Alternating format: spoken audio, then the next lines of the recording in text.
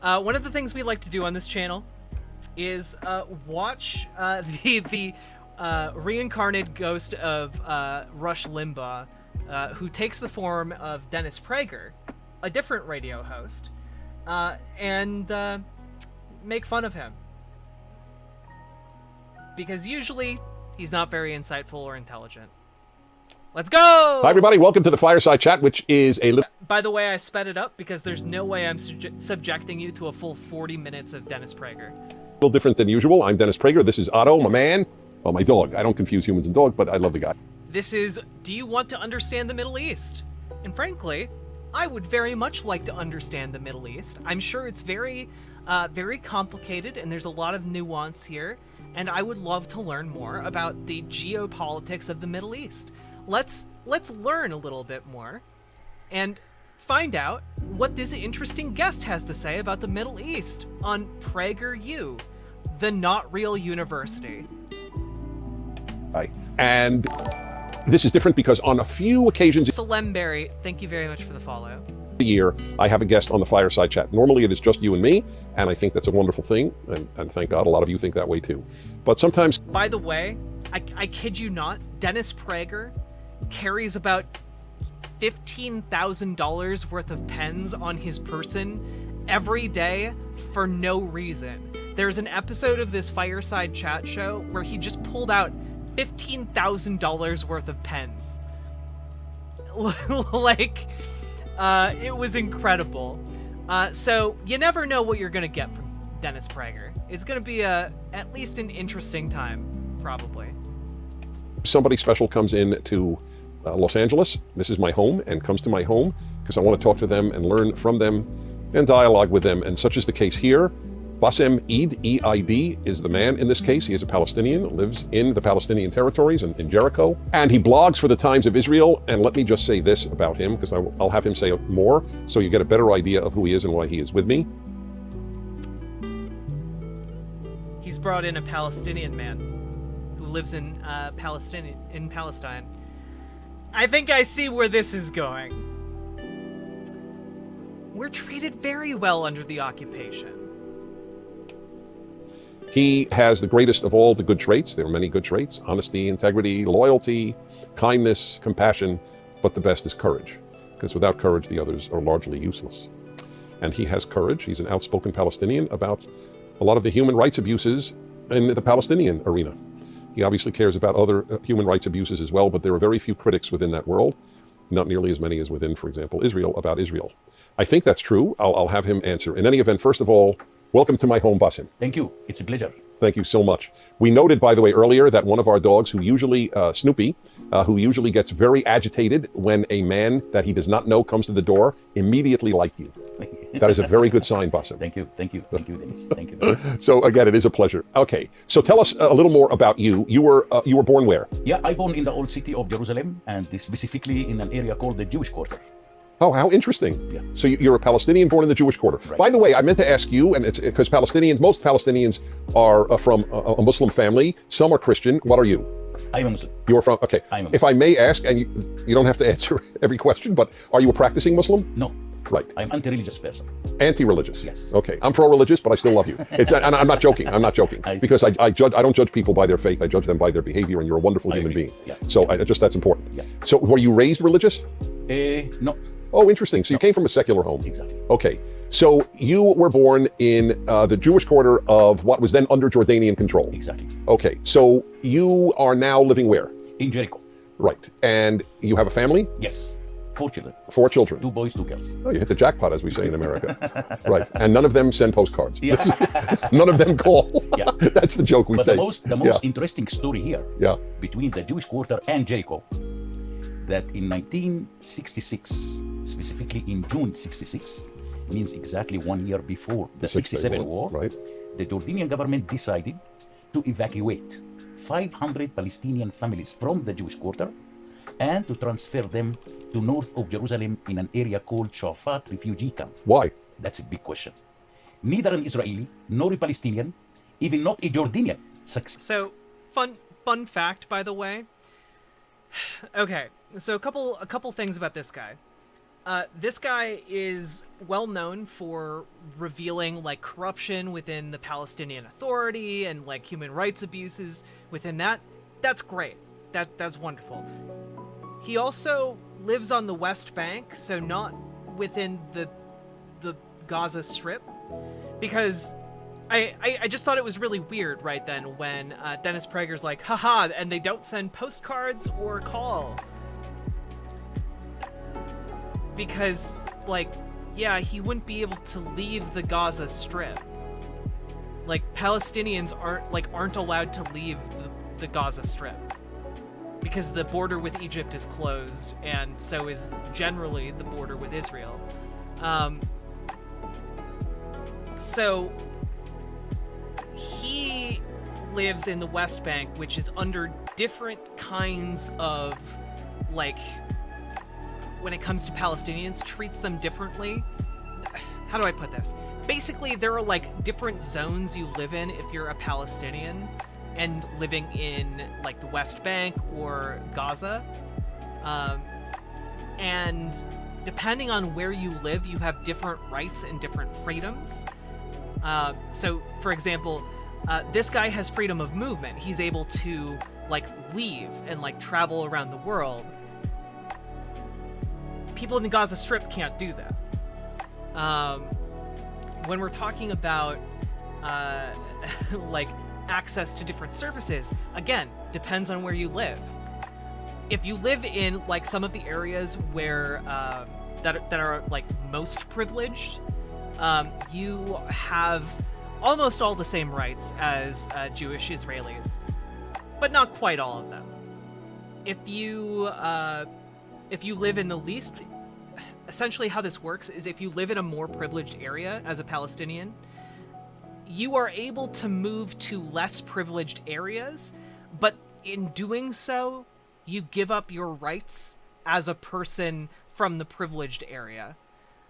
So, yeah, it's essentially, we need a level druid to cast freedom of movement on the Gaza Strip. Yeah, absolutely. Yeah, down to which roads Palestinians can drive on. This was all in a in an expose published by I think an organization called B'Tselem, which declared Israel an apartheid state. They are enforcing apartheid upon Palestinians, and B'Tselem kind of listed out their argument for how they arrived at that conclusion. And part of, like, the information they listed is really eye-opening about, like, yeah, you don't have free travel as a Palestinian to, like, other cities, even within the Gaza Strip. Like, it's pretty tightly controlled. So this guy has done good work revealing human rights abuses done by the Palestinian Authority, the PA. However, he's also a major shill for the apartheid state of Israel, meaning that he is very vocally against divest and boycott, divest, and sanctions protests against the state of Israel. He's very anti protesting the settlements, the building of new settlements. He's against that as well. It's pretty he's like their token that they trot out to be like, see, we don't hate Palestinians. Look at this one. He's one of the good ones. He's so famous. He's done good work. Yeah. And he travels all over the world, basically, as like a, look, the Palestinians are just complaining about nothing. That's essentially his shtick. So let's see what he says. Right now to give an explanation why the Jordanian government decided so. So we moved in June '66 to Shafat refugee camp. You didn't want to? Where I grew up for 33 years. Oh my God. So who made me a refugee is the Jordanians, not the Israelis, by the way. Okay, let me just explain for those of you watching, because I don't expect everybody to know their history, unfortunately, because most people go to an American school and learn very little. So, in a nutshell, Jordan controlled the West Bank of Jordan until 1967. After it invaded Israel and lost that territory in the Six-Day War, or the June 67 war, then Israel got control of it. It still has control of it to this day. It's part of what is called the West Bank. But it was under Jordanian rule from 48 to 67. Yeah. And that's what, and then Jordan lost it, as I said, in that war. Okay. So if you would have been asked... Wait, but he grew up for 33 years in the refugee camp. Israel just left a giant refugee camp there? Didn't, like, move people out? Do trans people fart? Trans people, I've heard, do fart, yeah. In 1960, if you were old enough even to have been asked a question... I was 2 years old. So, okay, then it wouldn't count. Had you been asked in 66, we'll go right before the war, Yeah. What are you nationally? What would you have answered? What would your parents have answered? I remember when they asked me at the school, on the first year of the school, when I went to school, the teacher started asking, each of the students there, what is your nationality? Some people used to say Palestinians, and they were beaten by the teacher in that time by saying, from where you brought this word? You Really? are Jordanian. Wow. Who is ruling your life here? That's why I asked Jordan the question. or any other country? Right. So we used to be beaten if we are saying Palestinian. And what would your parents have said? My parents used to say Palestinians. They did? Yes. Uh-huh. But in the official, let's say, or Right, they'd say Jordanian. You must have Right. to say Jordanian. What would a Palestinian, most Jordanians, to make things even more confusing for you, my viewer, most Jordanians are Palestinians, correct? Right. Let's say it probably till 2003. But right now, in Jordan, you have more Iraqis after the war. Really? And more Than Syrians than- than Palestinians. That I did not know. Yes. There was a survey. There was a census in Jordan, I think last year. Yeah. And they found that the Arab refugees from Iraq and Syria are double than the number of the Palestinians. So we became A minority. The minority in Jordan right now. Okay, so, but my question would still hold. What would a Palestinian in Jordan say he is, Jordanian or Palestinian? See, they used to say Jordan. They used to see Palestinians, but in the official documents, Right. they mentioned Jordanians. And between themselves in discussion, what would they Let say? us not go that far. Let us take the Israeli Arabs who are holding the Good. Israeli citizenship. Correct. What they are calling themselves? What do they Palestinians. Uh-huh. But that began after 67, didn't it? Yes. Right. Until then, they called themselves Arabs. Right. Israeli Arabs. Israeli Arabs. Right. So the term Israeli Arab is not used much now among No, Israeli Arabs. I think who gave us the privilege to call ourselves Palestinians Yeah. are the Israelis. Now, if you're Not not the hey, if Jordanians, you're no. not confused by now,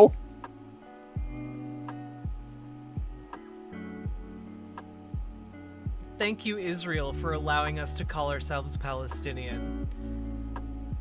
Oh boy. Oh boy. Look, it's Dennis Prager and his son, Dennis Jr. Anyway. you're good. Yeah. But not that it's not clear, it is, but it is mind-bogglingly confusing. So an Israeli Palestinian, is that if he went to London and sir, and you are, he would say an Israeli Palestinian or just Palestinian? Just Palestinians. That's what I thought. Yeah. Exactly. Yeah. All right. Because Does he two think different nationalities. correct? Compared to 25 years ago, are Palestinians less or more Israeli? Less, let's say. That's what I was afraid of. Yes, less. See, that's because I can yes. see, that the behavior, let's say, of the 2 million Israeli Arabs Yeah. inside Israel, living Right. inside Israel, Right. holding the Israeli citizenship. Right. Now, more and more, they are calling themselves Palestinians rather than Israelis. And how do you explain that? See, I think that the Israeli Arabs inside Israel has their own problems.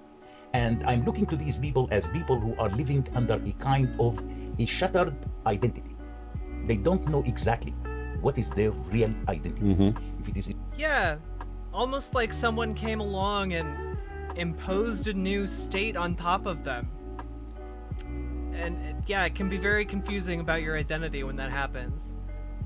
Israeli, or it is a Palestinian, or it is an Arab. Sometimes they are behaving like an Israeli, and they introduce themselves as an Israeli. But sometimes also the opposite. Right. They claim that they are Palestinians, and they are not connected at all to Israel. If there were a vote among the 2 million Palestinian Israelis, or Israeli Palestinians, should Israel cease to exist as a Jewish state, how would they vote?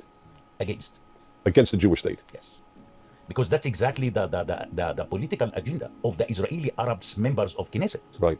Is that Israel is the state of its own citizens. Right. Not a Jewish state. Exactly. This might be the only case in the world of members of a parliament who are opposed to the existence of the state of that parliament. Which they are. Well,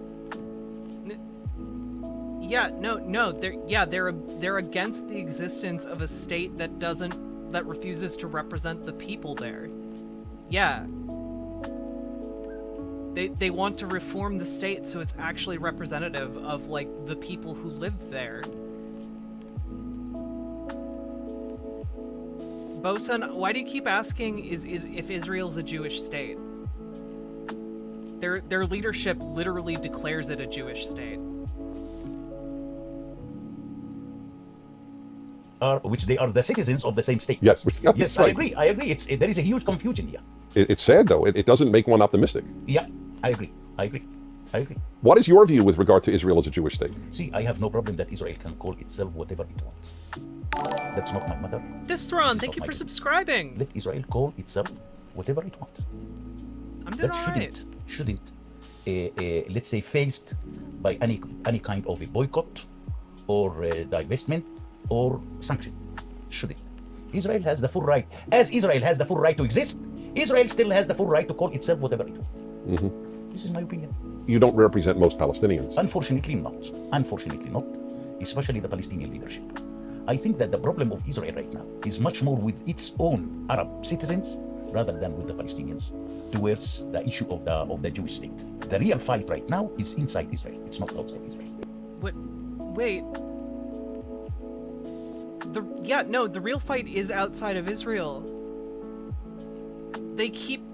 Israel keeps annexing land that belongs to Palestinians, illegally annexing that land, and also illegally building settlements so that they can later illegally annex that land. Like that's kind of the pattern that plays out here.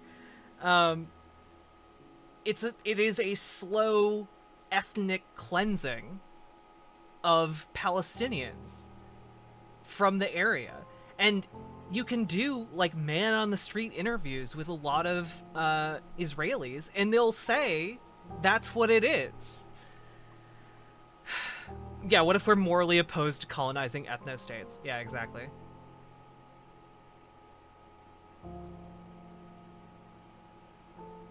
Wait, who's... Yeah, okay.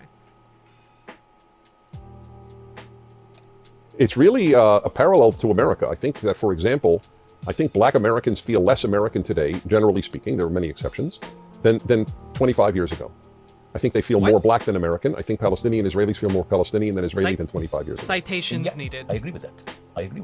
And when you come to the Israeli Arabs and asking them why that's happening, then people start complaining. 3 characters only. Thank you for the follow. You know, the Israeli Arabs, as an example, never ever used Dennis the term Prager is of, Jewish. Considering Israel as apartheid. Luna Oi, Because thank you very much for the it's never happened during the raid. 60s or the Welcome, 70s or raiders. the 80s even. How y'all doing? Welcome. I'll give you my spiel real quick. Hello, everyone. My name is Riverboat Jack. I am a lefty here on Twitch. I talk about socialism and decommodification and all that great stuff and how to make the world a better place. On July 24th, we are going to be doing an organizing movement for Medicare for All, so I hope you all will be there. I'm happy you're all here. Please do click below stream, click the little picture of my face, so I get credit for your lovely eyeballs. And also, be sure to hit the follow button because we're in the middle of a partner push, and I'd very much appreciate if you came back sometime. Luna, thank you so much for the raid. I really, really do appreciate it.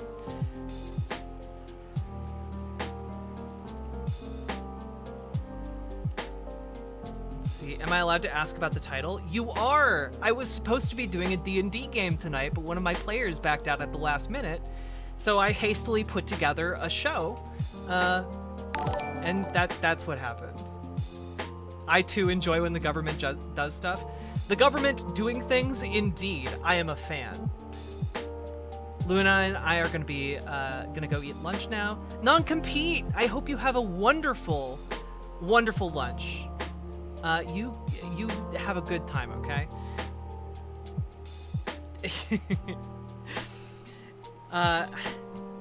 Go have a lovely, lovely lunch, non-compete. Bosun, I'm not entirely sure what you're talking about with Jewish banking here. In banking, but maybe they originally banking was not allowed by Christians and was a Jewish business. Don't know what you mean. You'll have to restate that as a question that is actually coherent. Chair Kicker, thank you for the follow. Addicted to Mosh 161, thank you for the follow. Dissident Rage, thank you for the follow. I appreciate you and I appreciate your rage. Welcome. Hopefully we can do great things together. DSUS 666, thank you for the follow. Frackbox, thank you for the follow. And Junie Colini, thank you for the follow. Thoughts about South America? The U.S. should stay out of it, which would be a change unilaterally for the better. I didn't use the word unilaterally right. Not gonna think of a synonym right now. Bosun, I know the history of Jewish bankers in the Middle Ages because I have an educational background in history, specifically medieval history. I don't know what the question you're asking is about, though. That's the problem.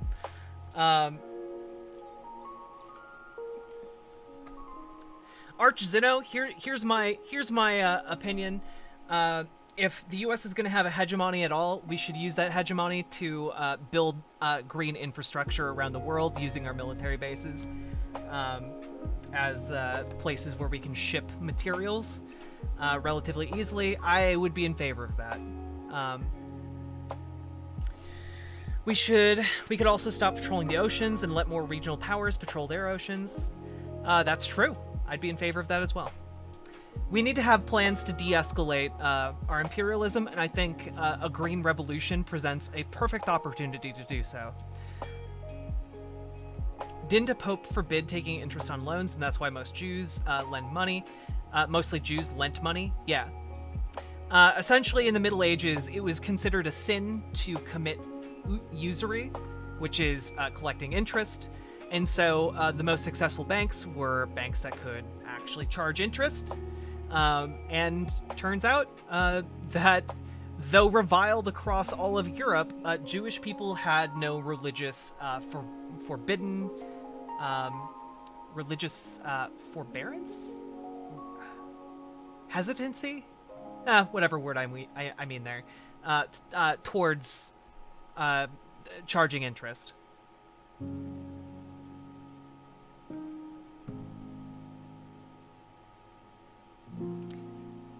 Bosun, I still don't understand the question you were trying to ask. Unless you were just trying to ask, like, was that what a lot of Jewish people did in the Middle Ages? And the answer is yes. Well, and by a lot, it really has to be stated that most Jews didn't get the opportunity to work at banks. Instead, they were poor, destitute, and marginalized by society.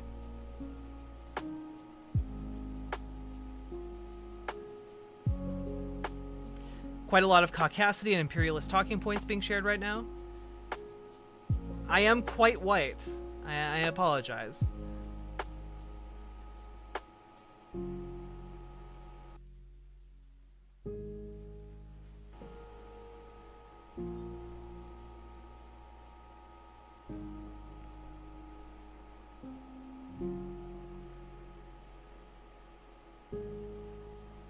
Usury's a sin, now buy an indulgence. Okay, not me. I have been referred to as unadulterated caucasity before, so I acknowledge my vampiric levels of whiteness. I would argue that the U.S. should remove all U.S. Military bases, though in such a way and with specific plans in place that doing so doesn't create power vacuums that hurt a lot of people. Minims. Hello.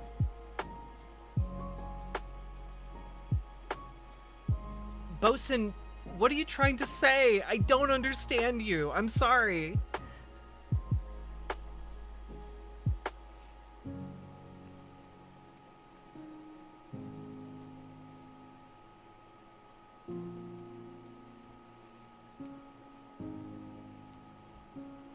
That's true. Their military bases do have do create like little economies around them.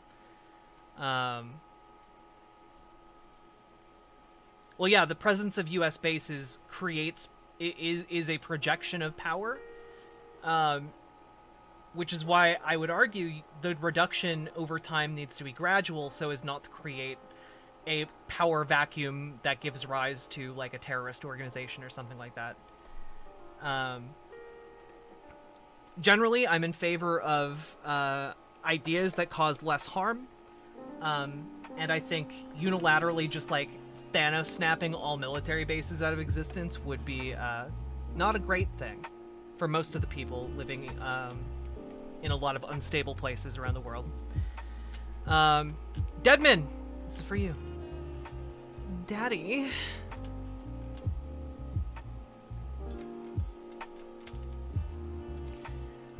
That being said, I'm on your side. I also want to get U.S. military bases and dismantle the military-industrial complex.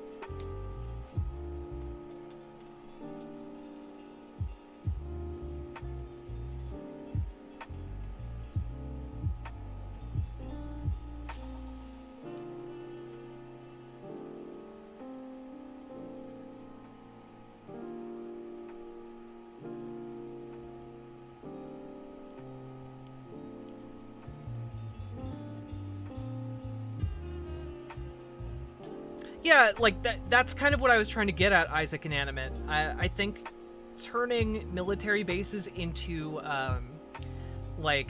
construction hubs for green infrastructure would do way more good than anything we're doing with them right now. We free everyone by destroying their infrastructure, then bailing. Yeah. Essentially, yeah, that is our MO. Bosun, I'm not sure what you're trying to say or why you're saying it. But yeah, okay. Anyway, let's continue with this Dennis Prager video where he's brought on a Israeli shill who happens to be Palestinian. Just recently, why that's happening? Looks like that there is an internal problems inside Israel, right. And I don't want to talk about the recent, a fight inside the joint cities in Israel during the fight between Israel and the Hamas in Gaza. Mm-hmm. It's unbelievable what's happening inside Israel. I think that's probably the only thing that Hamas succeed on, that they really destroyed the coexistence which took the Israelis and the Arabs. Okay, Bosun, Israel doesn't only exist because of USA support. At this point, Israel is probably self-sufficient as a country. Like, they have nuclear weapons, they have, the largest military in the Middle East. They're fine. They would be fine if America stopped supporting them and just decided to condemn, hey, like if America actually, took action to, I guess, pressure Israel into pursuing a two-state solution, Israel would do that. But, let's not pretend that, Israel is, this weak little baby that needs the United States at this point. Over than 73 years to build it. They succeed to destroy it within 10 days. That is very intelligent. That might have been the reason for the war. They knew they can't defeat Israel. Unfortunately. Yes, but if they can get... Well, yes, okay.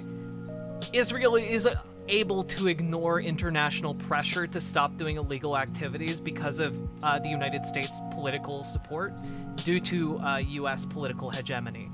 But like, it's not like Israel would be gone if the U.S. like stopped supporting Israel financially and yeah. Why are we watching this Israel apologia right here? Because I debunk right-wing propaganda on this channel. The Arab Israeli to feel less Israeli or even anti-Israeli than they won. Yeah, exactly. Well, Yeah, that's the point. what can Israel do? See, I don't know that Israel can do that much, but let us hope that during the new government and the coalition that Naftali Bennett succeed to build with an Israeli army. I don't think the existence or non-existence of states is like a bad thing necessarily, but I think that when we say Israel, is it bad if Israel would disappear? Yeah, the connotations of that are pretty bad. Yeah. The connotations currently of a state disappearing would be pretty bad, because that typically would involve colossal levels of violence. Arab political party Ram and Mansour Abbas. I hope that's will a little bit improve, let's say, the coexistence between the Israelis and the Israeli Arabs. If I were to ask the average Israeli Palestinian, Israeli Arab, whatever term you use, do you think you have it better in Israel than you would in almost any Arab? I mean, I think Israel would continue to exist if Zionism got Thanos snapped out of existence, yeah. Country. Of What course. would they would say? Oh, 100% would say yes. 100% will agree with that. No doubt about that. Everybody knows inside Israel that his level of life I never is wanted to much hear better about and his freedom. Of course. Yeah. Look to the Blame look to the minimums. Arabs in Syria, Yes. look to the Palestinians in Syria, look to the Palestinians in Lebanon, Right. look to the I'm glad Palestinians that in made your Yemen, day. look to the Palestinians in Iraq. You couldn't understand what's really going on. I used to say, Dennis, that if we are looking to the Middle East map and how the Islamic terror is increasing, we will find that the Israeli-Palestinian conflict is probably the most safe place in the Middle East. As an Arab, as a Muslim, I don't want to be in Syria. I don't want to be in Iraq. I don't want to be in Yemen. It's much more safe for myself and for my children to continue living under the Israeli-Palestinian conflict. Right, including safer in occupied West Bank. I think. Because if Israel left, you would end up with a Hamas-like West Bank. Oh, that's Again, I have to clarify that this guy lives in one of the most privileged areas of Palestinian territory. And where you live within Palestinian territory basically decides what your human rights are. If you happen to live in the Gaza Strip, you are basically locked into the city you were born in and cannot leave. You can't go to Egypt, you can't go to Israel because the borders are locked down. You can't even, in some cases, leave your city to go to a different city in the Gaza Strip. Your freedom of movement completely non-existent. You live and die in one small, tiny, highly concentrated strip of land. If you actually look at the population concentrations within the Gaza Strip, they far exceed like the concentrations of New York City. You have like an incredible amount of people living in a very, very condensed amount of space. And yeah, you can't even drive on some roads. Basically every single road between cities has military checkpoints manned by Israeli soldiers. Is Israel really central to understanding the Middle East, or is that a Western focus point? I would argue that understanding Israel is central to understanding the Middle East, largely because it's the largest military power in the Middle East. But I'd argue if you really want to understand Middle Eastern politics, you have to understand Israel, you have to understand Iran, and you have to understand probably Syria at this point. Syria is probably another really big one.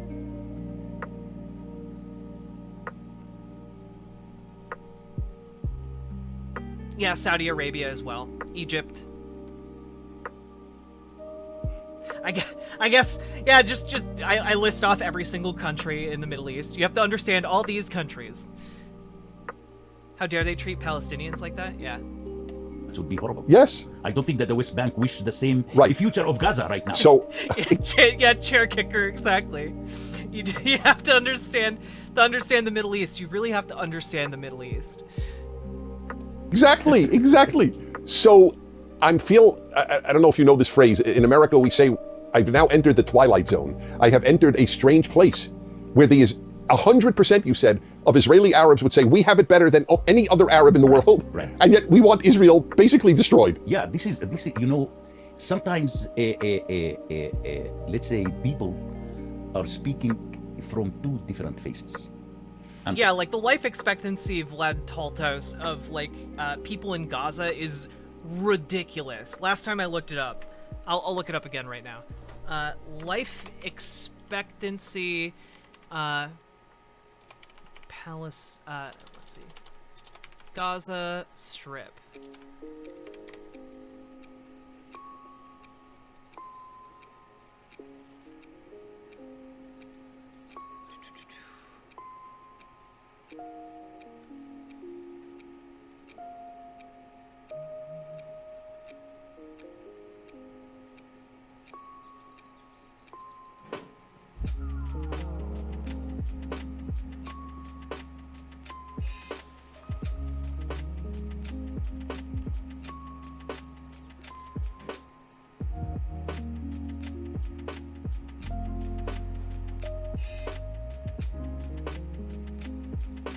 Here.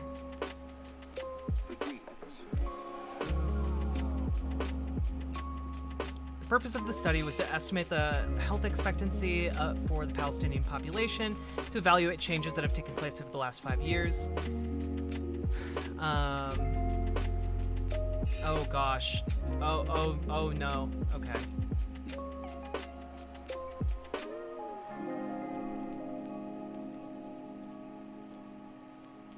Yeah, life expectancy, if you manage to reach age 20 in the occupied territory, your life expectancy is like 55.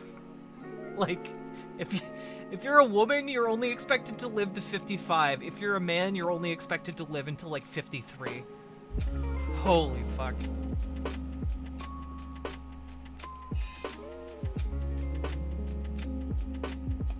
unfortunately. And each time they are looking, which face is more comfortable for this question and which face is more comfortable for that question. It depends with whom they are talking. It depends which kind of question you are asking. But people from their hearts secretly knows that their life in Israel much. It's true. This is a very flashpoint topic, Frackbox. So I appreciate people in chat who are able to discuss this relatively peacefully. Better than it is under any other Arab country. Right, but you have even added a point that nobody in the West would even consider. It's better on the West Bank, in the Palestinian territories, under Israeli occupation, than if Israel left. Of course. Of course. You say it is much safer. Much safer and freer. I used to ask my friends sometimes in the refugee camps. Imagine that tomorrow morning you will wake up and you will find that no Israeli exists in the West Bank. What you will do? Right. They said we will go out and try to search where they are to bring them back. It is like friends in Gaza. Sometimes when I talk to them, they ask me, Bassem, can you describe to us how the Jewish people looks like? We miss them. Oh God! Oh my God! Listen, it is horrible. Yeah, I don't think people in Gaza are talking about how they miss Israelis. This is the report put out by Bassem. I'm probably pronouncing that wrong, but they're a human rights organization in Israel, and they compiled this report about how Palestinians are treated depending on where they live within Israel and in Palestinian territories, and it lays out a pretty convincing case that this is indeed an apartheid state, and how exactly it is divided into its different sections. Just to go over it real quick, because we have gone over it on stream before. Immigration is for Jewish people only. Taking over land for Jewish people while crowding Palestinians into enclaves. restriction of Palestinians' freedom of movement, which we've talked about, denial of Palestinians' right to political participation.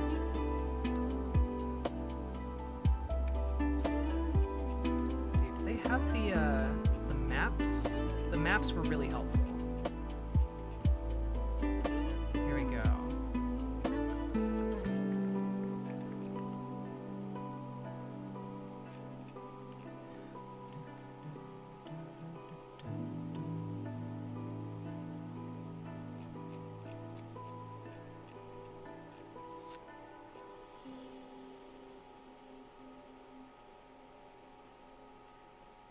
I remember covering this and there were maps that were helpful.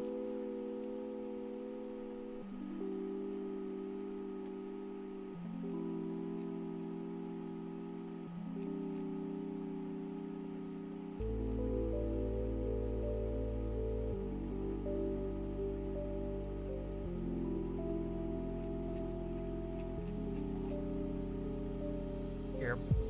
I'll drop this in chat. Y'all can look at it on your own time. Who's the main character in The Legend of Zelda? Link.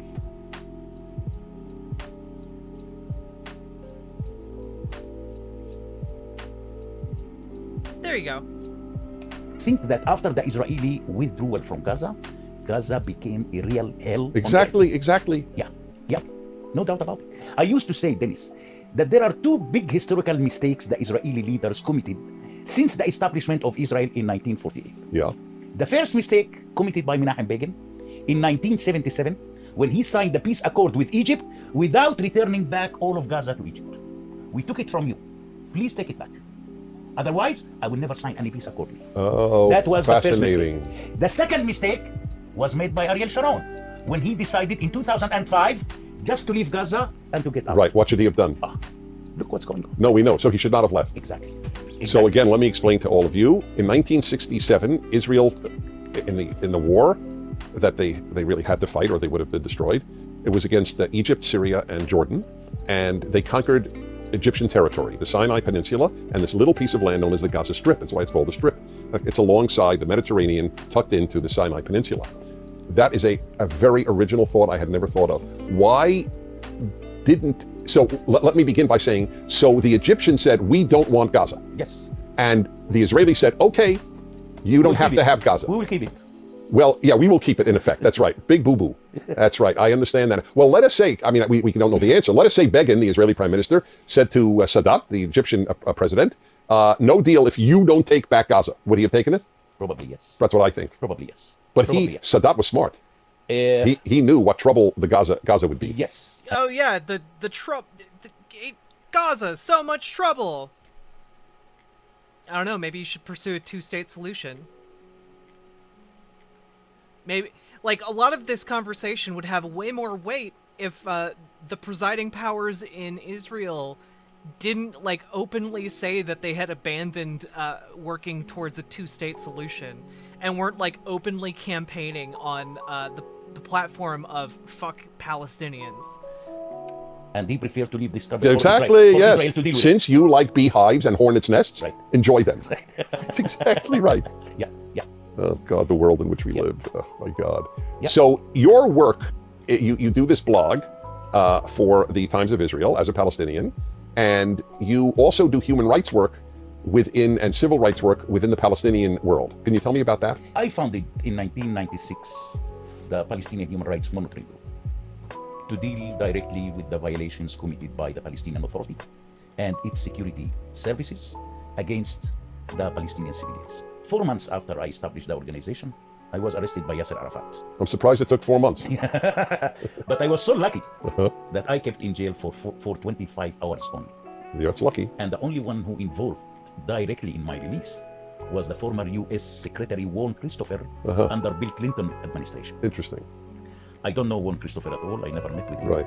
But he received an urgent message from the Human Rights Watch in New York that you must have to be involved in releasing him. And according to the Human Rights Watch, he picked up the telephone, he talked to Arafat, he gave Arafat 5 minutes to release me. And I was released.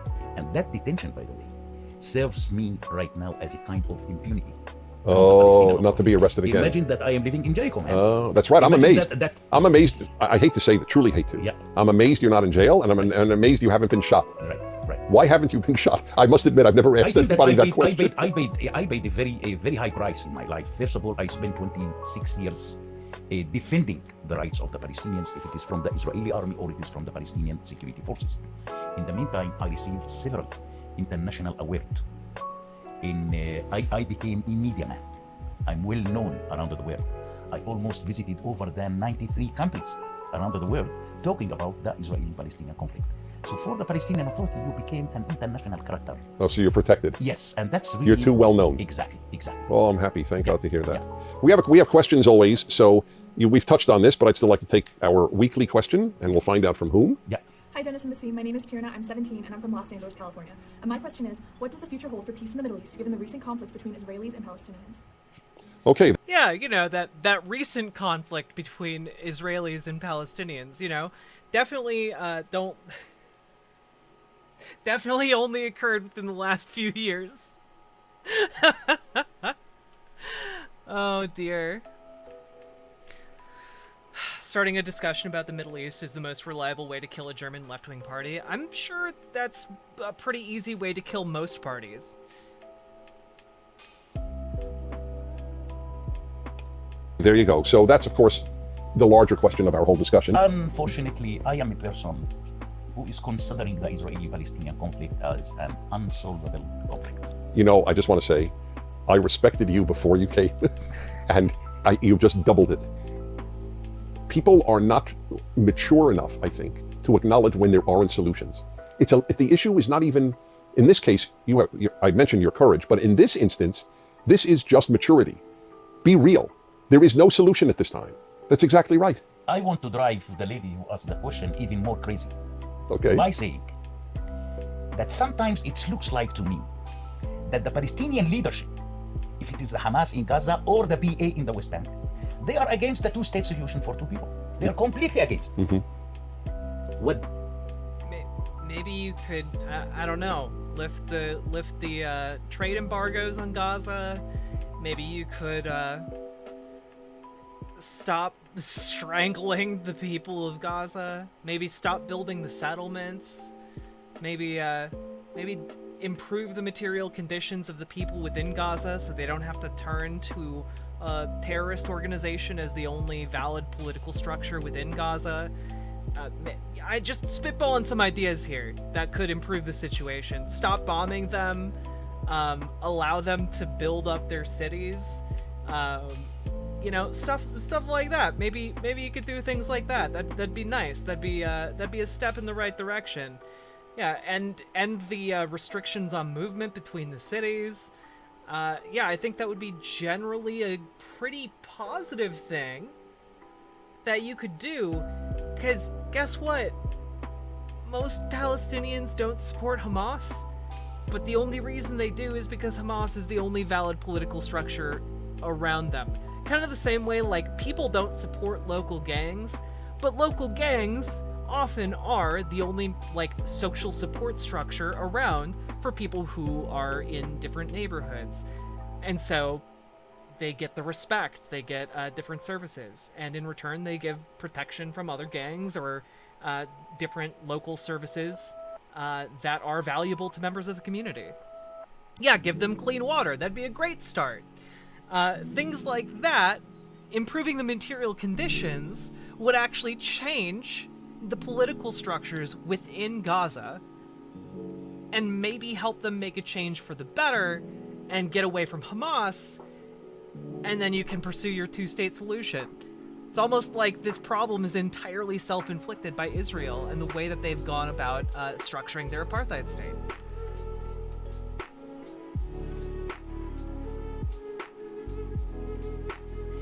They are in favor of is a three-state solution for two people.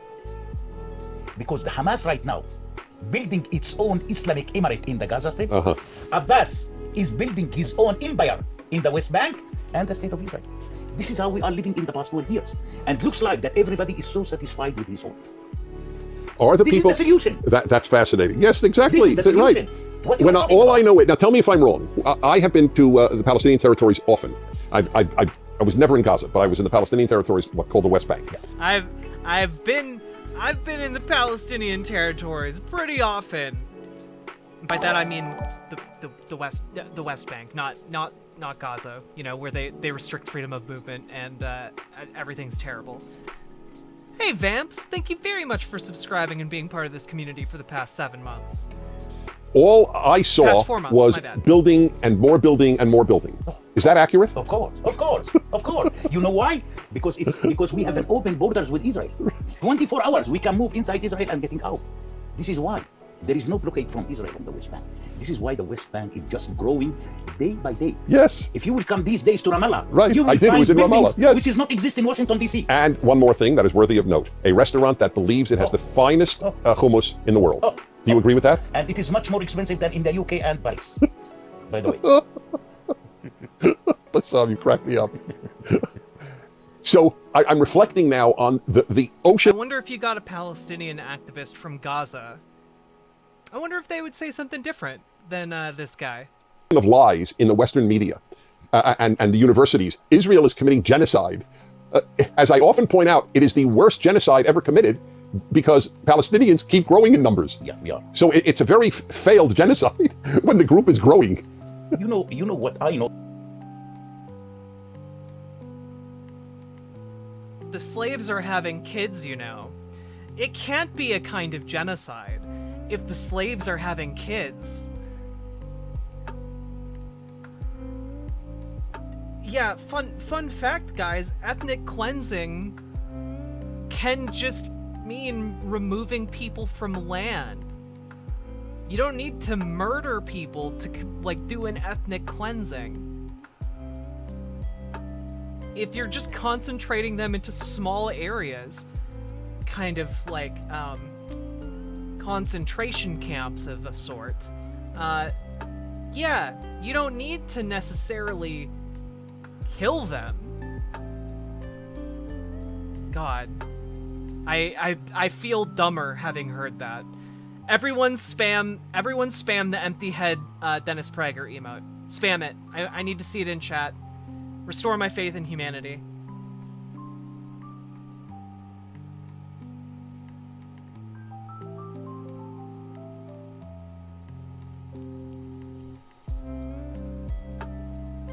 Do it. Yes. Yes. Good. Good.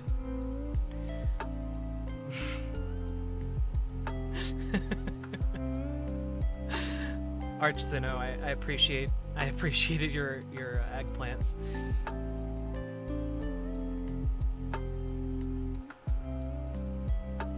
Yeah, honestly, Parkside Twan, that's kind of what this feels like, and this is real gross to me.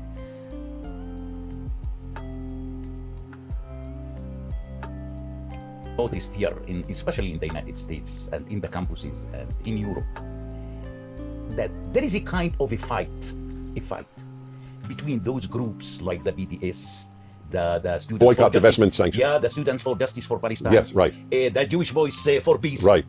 These people has a real fight with Israel Yes. on a specific agenda, but they are using the Palestinians. They are not falling in love with the Palestinians. Right. They You've don't always like had us one, at all, Distra. by the way. But they are using us. Right, you're so And this is smart. unfortunately Right. how the Palestinian case has been used That's right. since 1948 until Right. these days. The left uses Palestinians, the left uses blacks, the That's left it. uses That's it. women, the That's left uses gays. What these The leftist people that's ever it. benefited the Palestinians? Tell me. Zero. Tell me. Zero.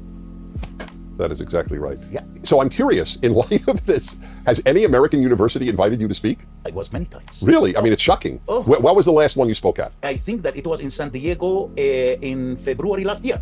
What do you mean, the year before? 'Cause By the way, don't ask too many questions about how Dennis Prager's using this particular Palestinian for conservative ends. Don't ask those questions.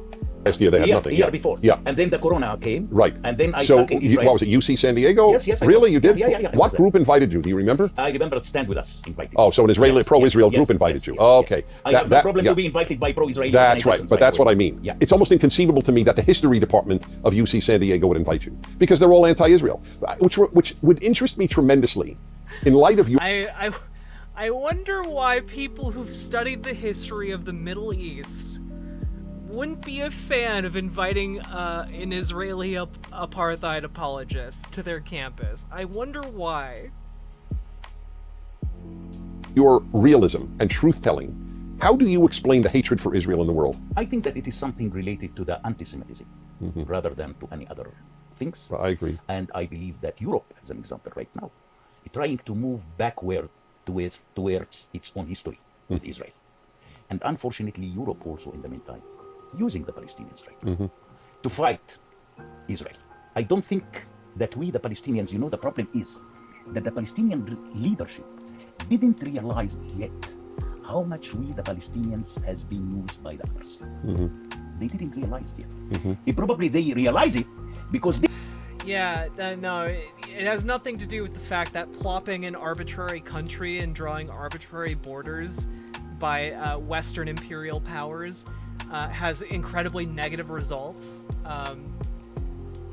Couldn't have anything to do with that. Couldn't have anything to do with like colonialism causing massive ethnic and religious problems across the Middle East. Would you consider population exchanges a genocide, such as Poland, Ukraine, Germany, Russia, etc.? I'm not entirely sure what you mean when you say population exchanges. If you could clarify that for me, I'd be able to answer the question. These days, we also used by our own leadership. Look to the Hamas, how they are using their civilians as human shields. Right. Look to the Hamas, how they are protecting their rockets. Don't wait.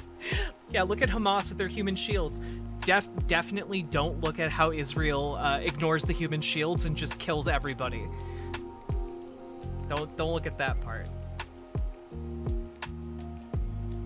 By the way, literally Ben Shapiro argued that what Israel should, like, when somebody takes a human shield, like a hostage, the right and moral thing to do would be to kill the hostage and the evildoer. This is brainworms. This is a sickness. By using their own inhabitants over there. Right. Look, so we also used by our own leadership these days. So on the West Bank, where it's not Hamas, if there were free Addicted to Mosh, I'm not familiar with this great exchange. Are we talking about like, is this like just repackaged great replacement theory? elections among Palestinians on the West Bank, who would they vote for? For Fatah or for Hamas? I have a very interesting answer for you. Just 2 months ago, there was a survey conducted by the University of Al-Najah in First Nablus. principal bias. Thank you So- very much for the follow. And the question was, if the elections will take place today, Thoughts on Cuba? Authoritarianism bad, socialism good, embargoes bad, freedom of speech good, police brutality bad, Cuba not being under U.S. imperial rule good. Yeah, that basically sums it up. Sums up a lot of points in a short amount of time. for whom you are going to vote. Right. You couldn't believe what the results were. 70% said neither the Hamas nor the Fatah. Oh, interesting. So why to make elections? Yeah, that means that I think that the majority of the Palestinians almost fed up With both. with both, because both of them are corrupt in the meantime. Which is more corrupt? I think each one is more corrupt than the other. Riot Girl Callie taking a skim of that. I don't think contextually that's what they were talking about. Do you believe freedom is an anti-government term? Generally speaking, yeah. But you can have governments that maximize the amount of freedom that you enjoy. Here in Germany, we have the Identitarian. I don't know how to speak German. My bad. A bit like alt-right, and they're basically all also propaganda, and the population is exchanged to make it more Muslim, and they are behind that. Okay, so it's great. It's great. Great replacement theory. The blacks are outbreeding us, and therefore white culture is being genocided. Gotcha.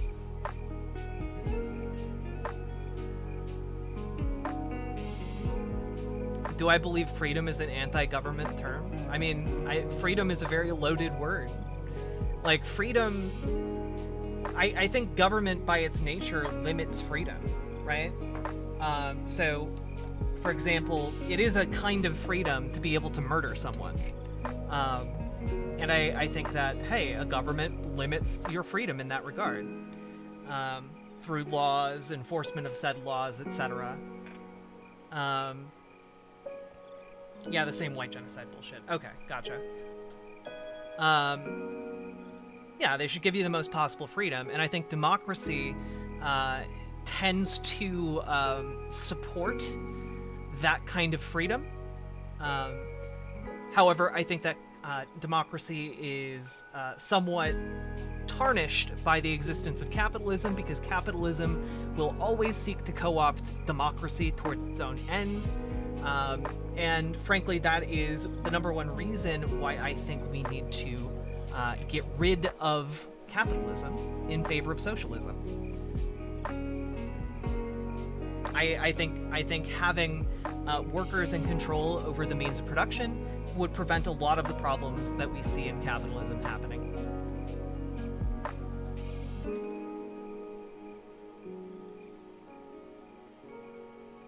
Okay, yeah, no, white genocide isn't happening, great exchanges not happening. Anyone who says that is, like, wackadoodle crazy.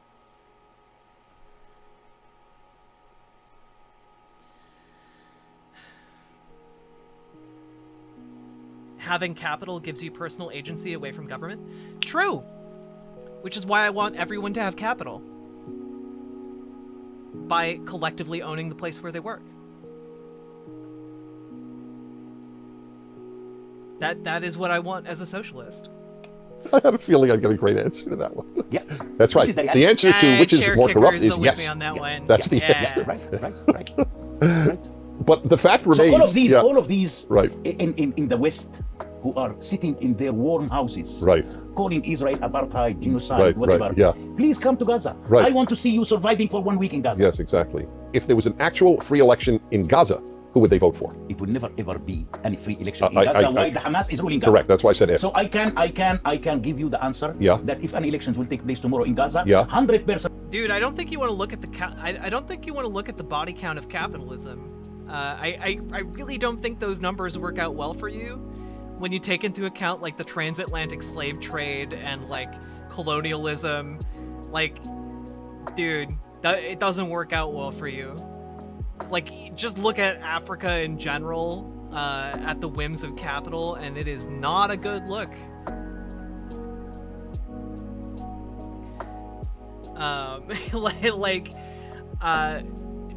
You can even look at, like, the history of India.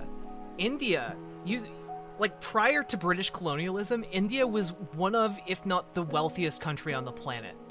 Over the course of 200 years, it was robbed of, like, I think something around the realm of, like, $26 trillion. And on top of that, it left hundreds of millions of people dead.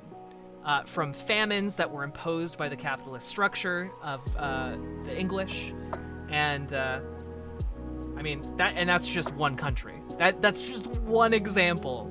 If we're looking at the history of capitalism, and sure, you can bring up China. You can bring up China. You can add that body count up. You can add the body count of the Soviet Union. Add that body count up. But then you also have to take into account that the conditions of World War I, World War II, were also heavily influenced by capitalist interests and capitalists pushing for war. So, well, on the capitalist side, add all of those bodies to capitalism. Like, I mean, like, if you want to play the numbers game, again, it doesn't work out very well in favor of capitalism. On top of that, like, look at, again, colonialism, because capitalism was codified by the transatlantic slave trade. Take a good look at what colonialism did to North America, South America, deaths of indigenous people. Those numbers, astronomical.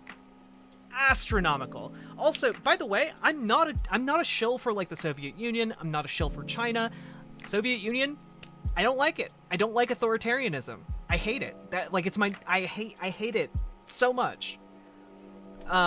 China, don't like China. China is basically just a capitalist state now, and frankly, highly authoritarian as well under a single party system. Not a fan. Not a fan of it. So when we're talking about these things, keep in mind that China's doing a genocide right now under capitalism. You know, we're talking about these things. Capitalism is killing people, and we aren't even talking yet about the natural deprivations that capitalism produces, the famines, the poor, unoptimal distribution of goods, the different things that happen due to the inequalities that cause people to die of, you know, lack of health care, lack of food, lack of shelter. When we add all of these things together, the ongoing cost of capitalism, on top of that, we have the cost to the entire world because of climate change, which was largely something that we could have been doing something about in 1960, literally 60 years ago, when, like, I think it was ExxonMobil first started studying climate change and discovered, oh shit, burning fossil fuels is destroying the planet. Oh well, we can just cover this up for the next however many years and make more money. Capitalists literally contributed to the death of the planet that we are currently living on, which even now you can see the massive human movements across the world from result of like different famines, droughts, all kinds of different weather conditions, increasing intensity of hurricanes, increasing prevalence of wildfires.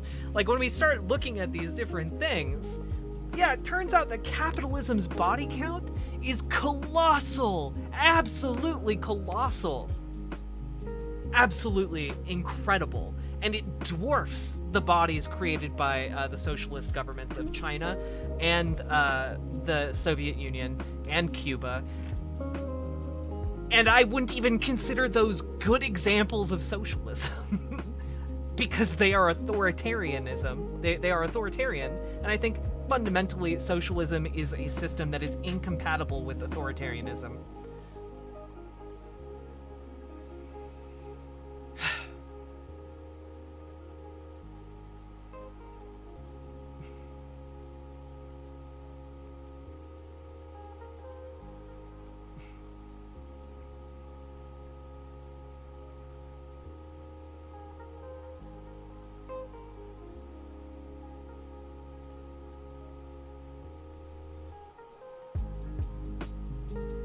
Anyway,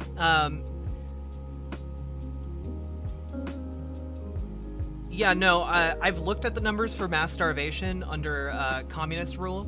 Authoritarian distributions of resources, not good, very bad, don't like them. But also to pretend that those famines occurred in isolation or in a world where people were providing each other with food across borders is to argue from a place of ignorance. And also, even if you take those famines into account, you also have to take into account the famines created by capitalism. Like, for example, that time Winston Churchill denied India exports of food for really no reason at all, and single-handedly was responsible for the deaths of like 26 million people. That's one example. So you want a utopia? No, I have coherent arguments for the things that I want, and that's what I do on my channel. I argue for them. I have citations, I have sources, I have coherent arguments for the things that I want and how we can achieve those things. I don't live in a dreamland. Unlike someone like yourself who happens to think that capitalism is literally about shitting rainbows out of your ass.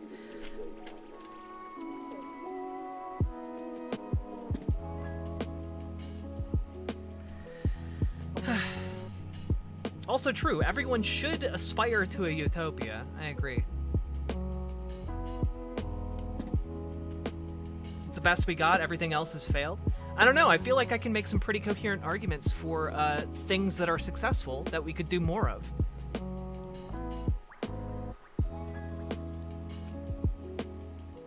Like, for example, Have you heard of democratic worker co-ops? Did you know that democratic worker co-ops are at least 14% more efficient than traditional private businesses?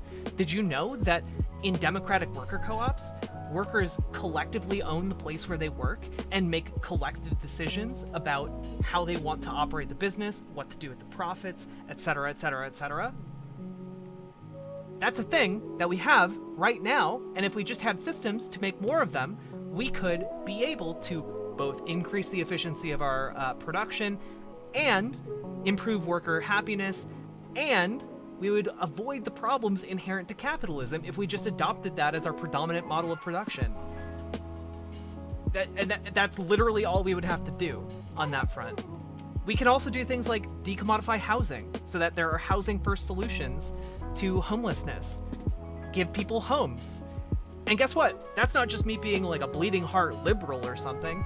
Literally giving people homes is cheaper than letting them be homeless. So give people homes. It's the cheapest solution. Let's do it.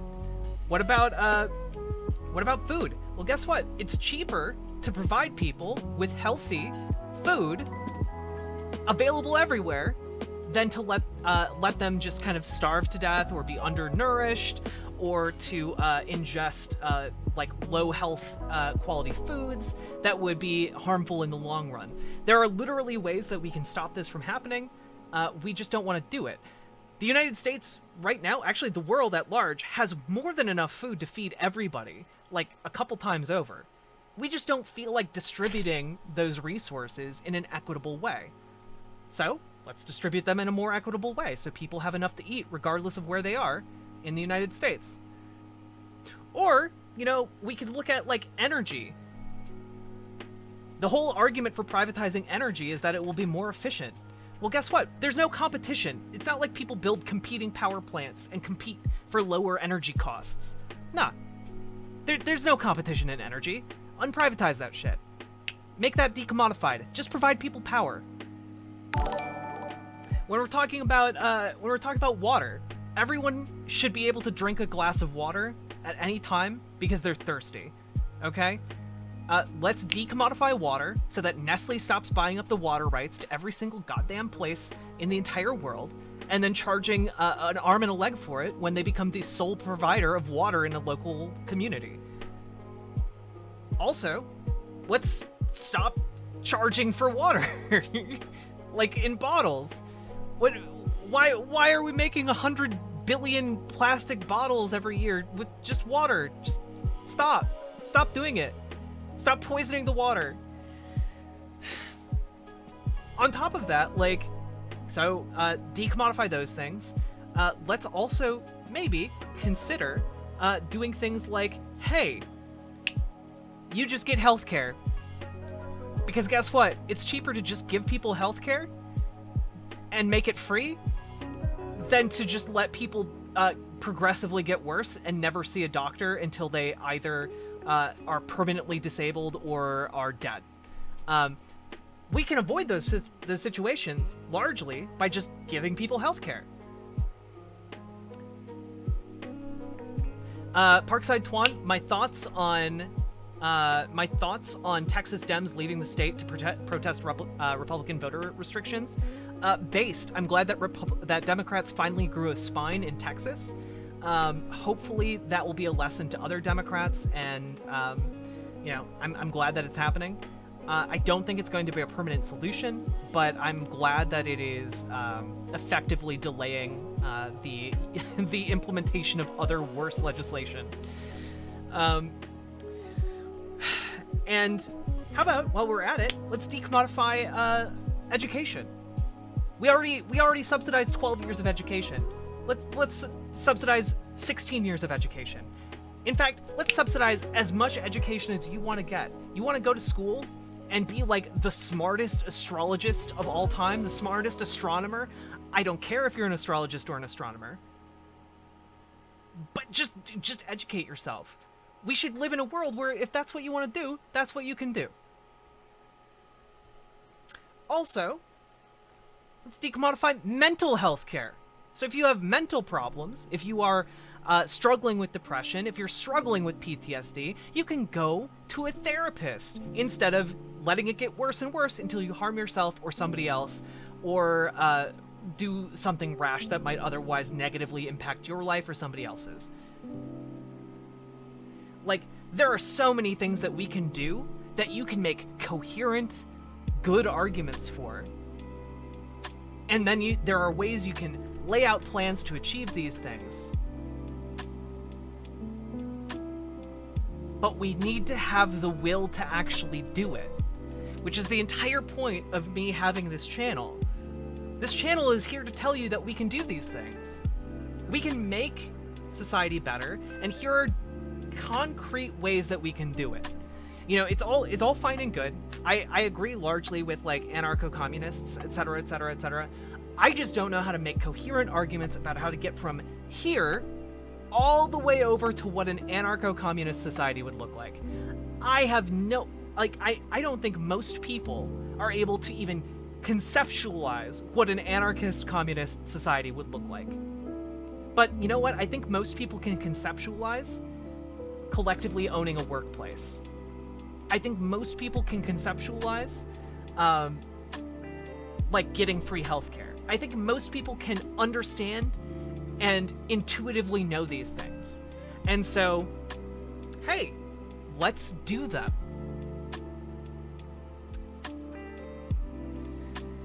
Do I not know Dennis? I don't know who Dennis is. Sorry, I was on a little bit of a tear. I blacked out there. What happened?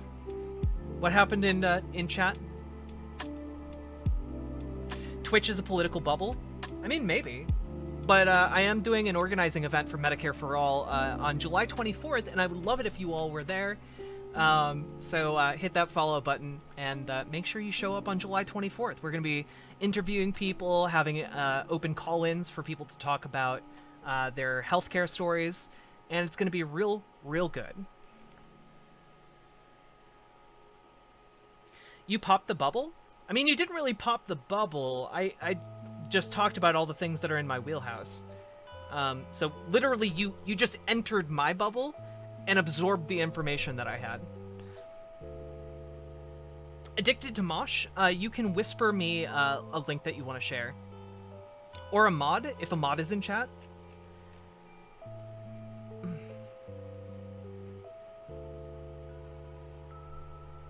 Please hydrate.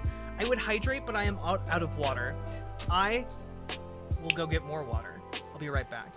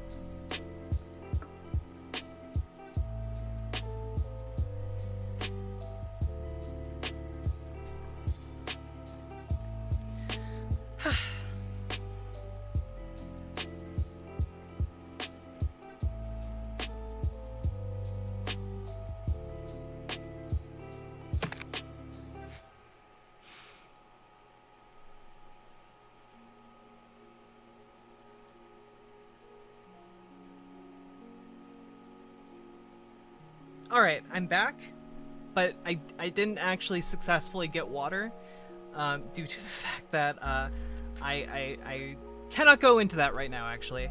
But I will get water in like 15-20 minutes, I promise. How y'all doing? Did you behave while I was gone? 300 channel points for water. I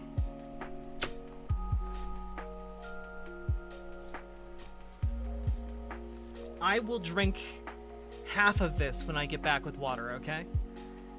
I didn't, Riot Girl Callie, I'm sorry. I promise, Swivel Chair, I will drink the water when I return. Copium, thank you very much for the follow. Anyway, I was sent this link. Let's take a little gander at it. Wait, what's a D&D? Dungeons and Dragons is D&D.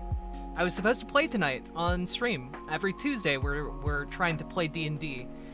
Some lefty content creators on Twitch. And there was a last-minute cancellation, so I threw together this show last minute. We're doing it live, baby!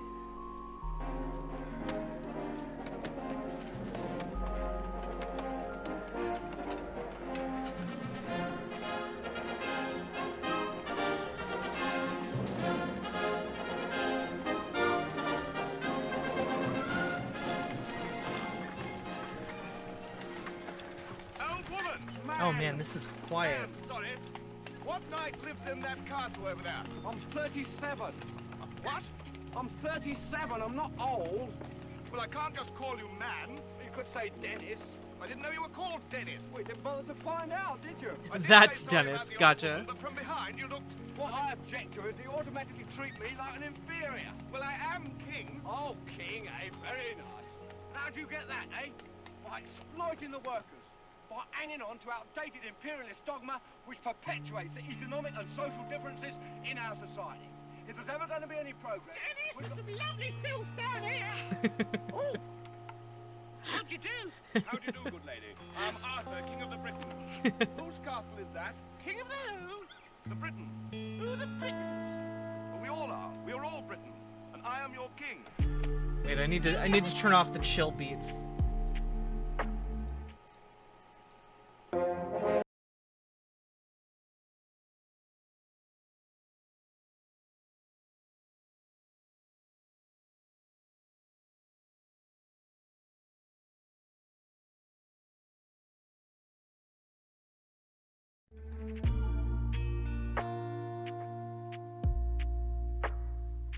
Oh, I muted myself. My bad. Based in poggers indeed. I really wish I had water. I saw that coconut debate in the top left.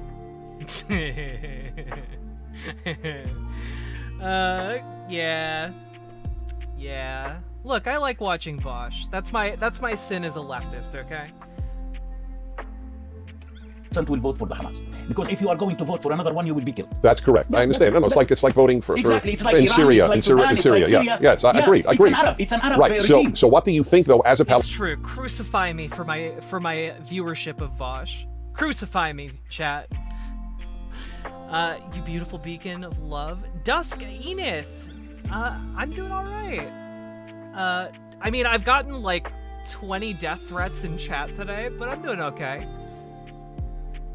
Palestinian, if they could secretly vote, what would it be? See, or is it a silly question? It's okay. You could say it's a silly question. The majority yeah.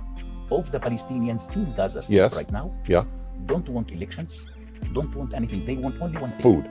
How to escape from Gaza to another country. Oh, fascinating. This is what the people are. You know, when I talk... I wonder why people in Gaza can't escape from Gaza. I wonder what kind of things are entailed by that situation. Curious. With the youth people in Gaza. Interesting. They used to tell me, listen, Bassem, if Israel tomorrow morning will open one of its passages for 2 hours, yes, everybody would leave. 30% of the youth will escape will flee to another country.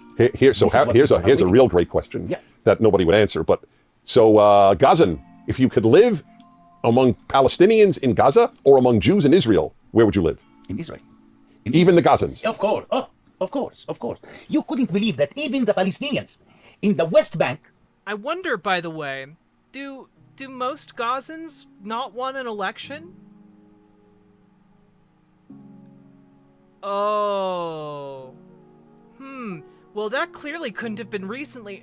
Oh, it's from February of this year. Gazans hope for vote after years of Hamas rule and isolation. Wow. Everything they're saying about the situation is based on bullshit? Who could have guessed? Goodness. Oh, it's not even a debate. Like, Dennis Prager isn't having this guy on to debate. He's having this guy on as a token. He's tokenizing this man because he can claim to be Palestinian and therefore claim that Palestinians are not oppressed. Like, that's the entire reason he's here. That's why pro-Israeli groups have him at universities across the United States and across the world. Like, that's what props him up. And it's really unfortunate because we do need people to call out corruption within Palestinian governing structures. But to allow yourself to be used this way is, frankly, pretty disgusting to me. They don't want to accept the Gazans. I believe that. Yeah. Because they're too extreme? Because we are from different cultures. It's different cultures. Different customs and traditions. Even different accent. It's a different language. accent? Yeah, is their accent Egyptian? Egyptian, It exactly, is? So they would say Gumhuria. Yes, Gumhuria. Right. Yeah.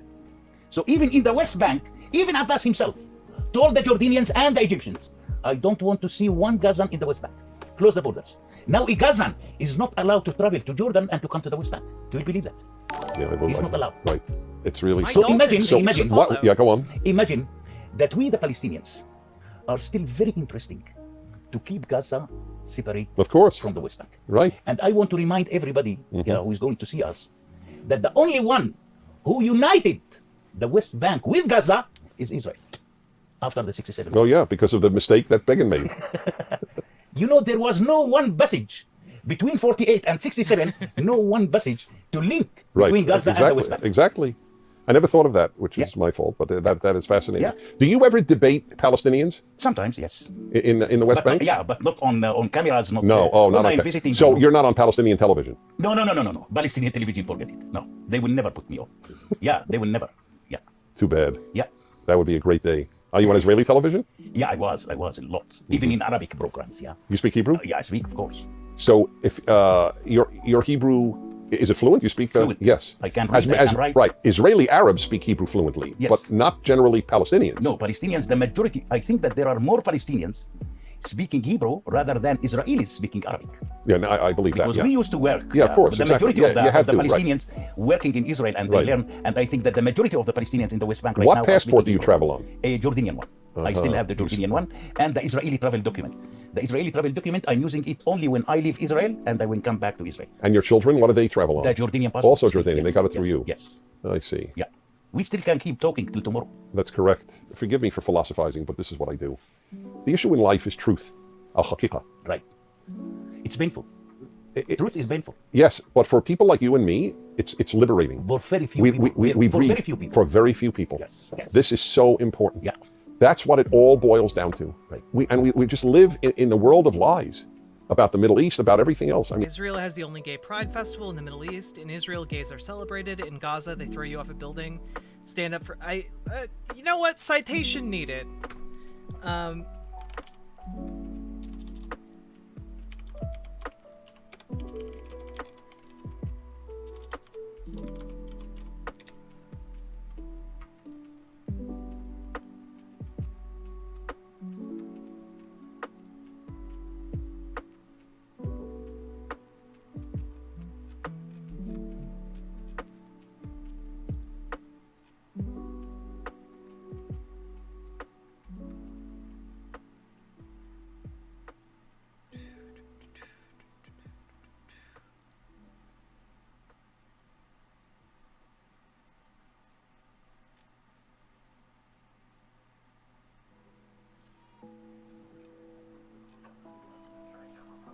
Let's see. Yeah, it's not pretty good. LGBT rights in Palestine, not pretty good. No protections from housing discrimination, limitations on adoption, but funnily enough, they can donate blood, which is something that is illegal for gays to do in the U.S.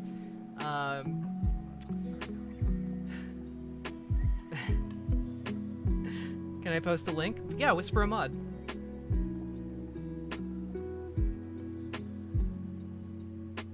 But, yeah.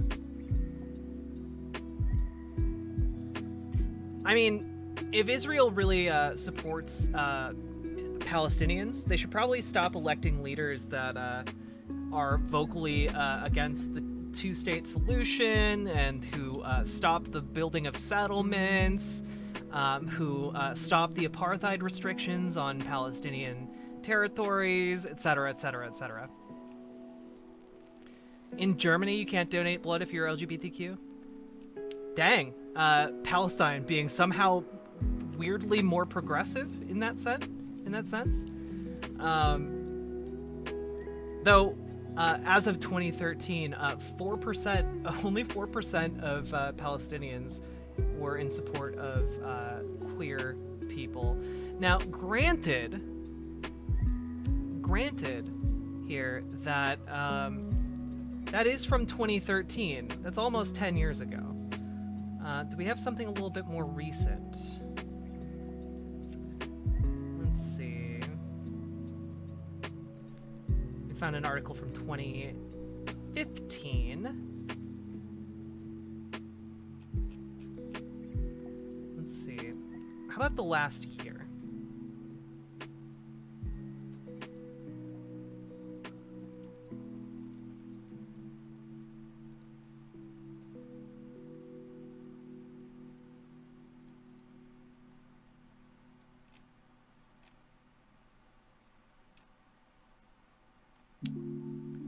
Oh, okay. So, here we go.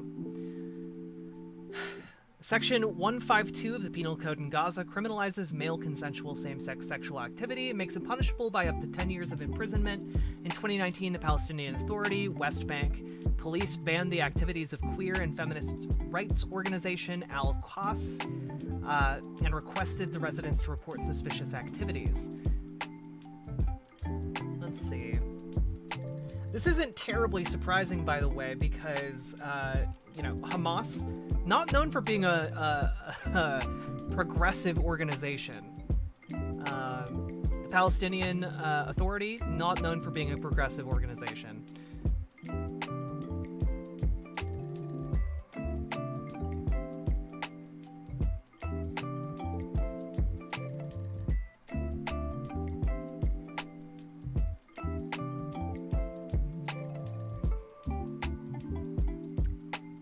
Though, interestingly, same-sex acts were decriminalized in the Jordanian-controlled West Bank in 1951 and remain so to this day. In the Gaza Strip, the British Mandate Criminal Code Ordinance number 74 of 1936 remains in force and continues to outlaw same-sex marriage or same-sex acts between men. Because queer women are not subjects of the code, their relations are thus technically not unlawful. Palestinians have no civil rights laws that protect LGBT people from discrimination nor harassment. So, that's pretty interesting, because it seems like the condemnation of same-sex acts in Gaza is directly a cause of the legal code of England.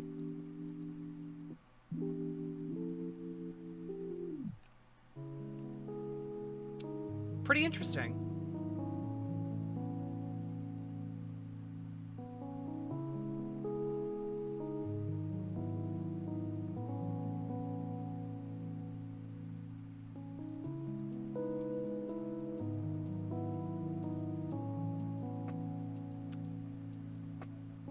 Yeah, I'm not seeing anything where they're like killing people for being gay.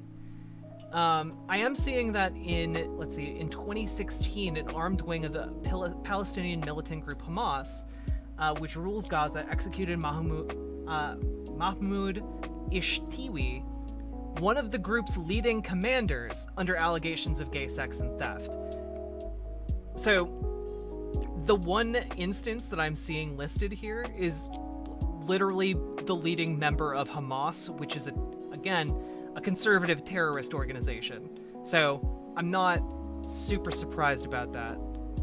I don't care about Israeli gay pride. You can be as pro-gay as you want. I still think it's bad to install an apartheid regime. That's what I'm criticizing. I'm not criticizing Israel for liking gay people. I think that's great. And guess what? I can criticize Palestinian laws that don't protect gay people too. I don't think that's good. But I also think that, hey, there might be a reason why the conservative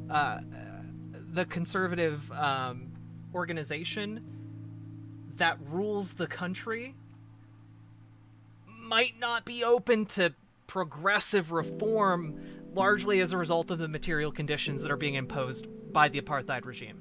You know? Anyway, I'm done being stun-locked by this, but interesting food for thought. Thank you for making me look that up so that I actually know what I'm talking about next time it comes up. Hey. Archzino, thank you for gifting a sub to Chair Kicker. I appreciate it. Yeah, exactly. Addicted to mosh. Chair Kicker has been pretty based in chat. I agree. All right, we're almost done with this. I mean, but we're talking now about the Middle East. The situation, the objective situation of a Palestinian under Israeli rule is good. That's much better. Oh, hey, my dolphin. Here.